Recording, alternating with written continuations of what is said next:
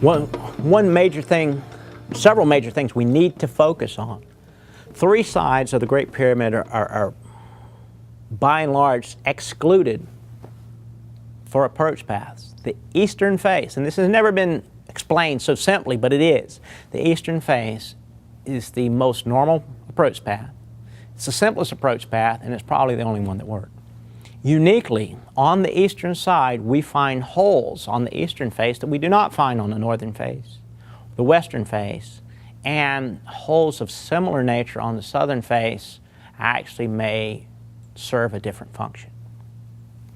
The eastern face, the holes on the side, the paths on the side of the eastern face actually reveal the approach path and how they brought rocks horizontally. So now, depending on where you are in our video series, we've demonstrated a simple way of moving rocks horizontally and a simple way of moving rocks vertically. By combining these two horizontal and vertical movements, we just repeat the process multiples of times. What we find as we enter into the structure of the Great Pyramid, we have to understand at different phases, they change their technology, they change their systems. This is one reason we have so much argument as to how the Great Pyramid was built. Very likely we could get 20 of the best minds of the day if we could find 20 good ones. And they could argue endlessly about how the pyramid was built. But what you have to understand, it took 30 years to build it. And each year when they returned to the project, someone said, I've got an idea, let's try this. So when we talk about building the bottom 40 feet of the pyramid versus the top 40 feet of the pyramid, those two people could argue forever and they both could be correct. Because over time, just as you would build a house, we would first, to build a house, we would start with a foundation. Well, once you pour a foundation for a normal house of today, we might then bring in the carpenters, plumbers, and electricians. Well, each one of them has a purpose, and each one of them has a different technique and style. Each one of them is critical. But none of those people are roofers. And what we have to recognize is there's different dynamics and dispositions. One thing that's critical to understand, and this is a term that I've copyrighted, and I want people to get their head around it because it's a simple mechanical process of moving rocks.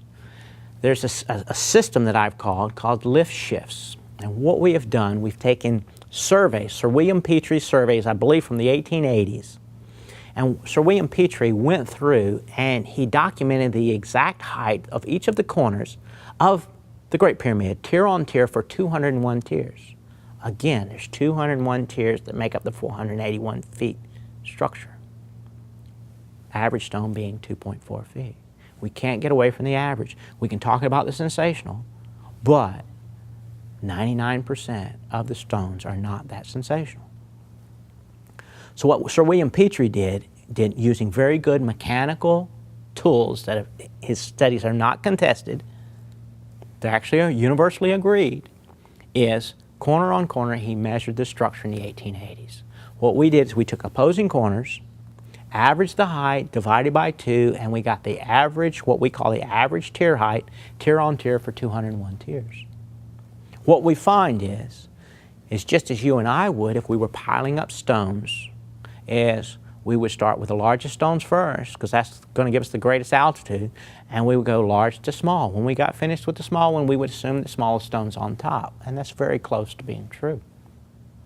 But what we see is the Great Pyramid actually goes large to small, large to small, large to small.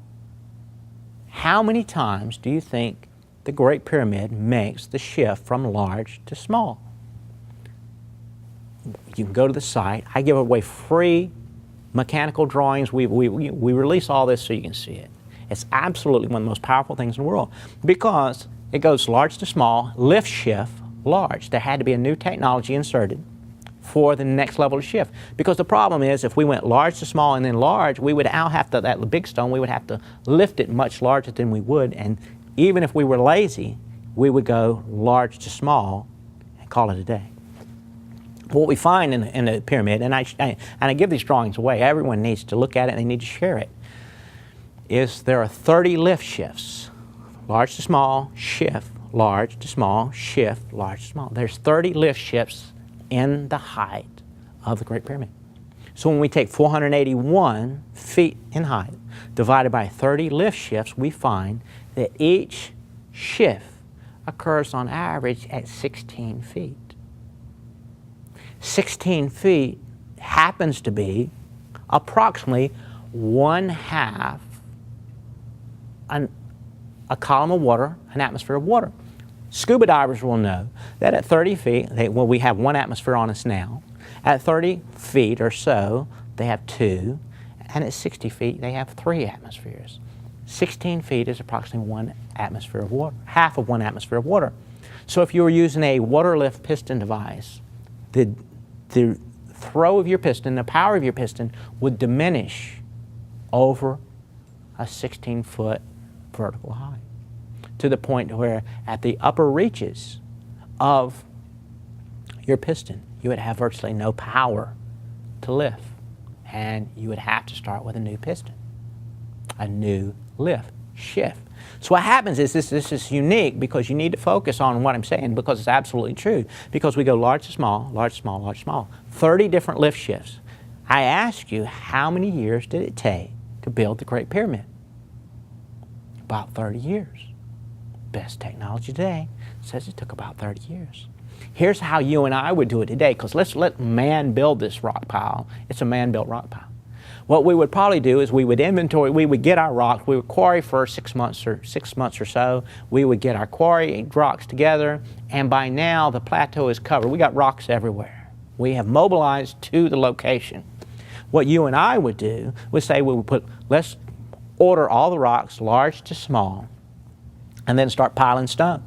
Start with the large ones, and when you fellas finish with all the inventory on the plateau, on the eastern face, when you finish everything that's on the eastern face, y'all can all go home. Come back next year. Because we would have had so much material coming in, our material flow rate into the site would have shut the site down until we moved that to the site. So as we move our inventory, our annual inventory, large to small, when we got to small, we sent all those workers, all the vertical lift rock managers, sent them home. We don't need them. What we would then have, our quarry managers would continue quarrying rock. And when they got an inventory together, we would say, now put them in order, large to small, bring the vertical lift guys back in. When you finish this, you can go home. It's a part-time effort by a handful of guys who had fun doing it. My books show you how it works. It's not that complicated.